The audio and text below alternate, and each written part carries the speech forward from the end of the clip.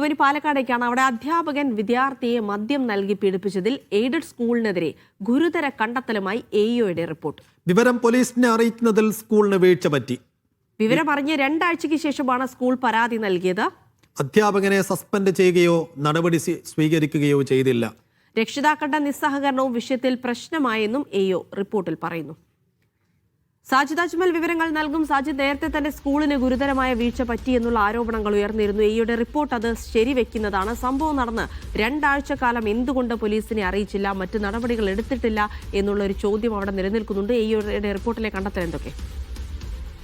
ജിൽഫി സൈഫുദ്ദീൻ ഈ സംസ്കൃത അധ്യാപകനായ അനിലാണ് 6ാം ക്ലാസ്സിൽ പഠിക്കുന്ന കുട്ടിക്ക് മദ്യം നൽകി ക്വാർട്ടേഴ്സിൽ വെച്ച് ഈ ക്രൂരമായി പീഡിപ്പിച്ചത്. ഈ കുട്ടി സുഹൃത്തുക്കളോട് പറഞ്ഞ ശേഷം ഈ വിവരം അധ്യാപകർ അറിഞ്ഞിരുന്നു. പ്രധാനാധ്യാപകനും മാനേജ്മെന്റും ഉൾപ്പെടെ ഇതിൽ ഈ പ്രതിയെ സംരക്ഷിക്കുന്ന നിലപാടാണ് സ്വീകരിച്ചത്. പോലീസിനെ വിവരം അറിയിച്ചില്ല.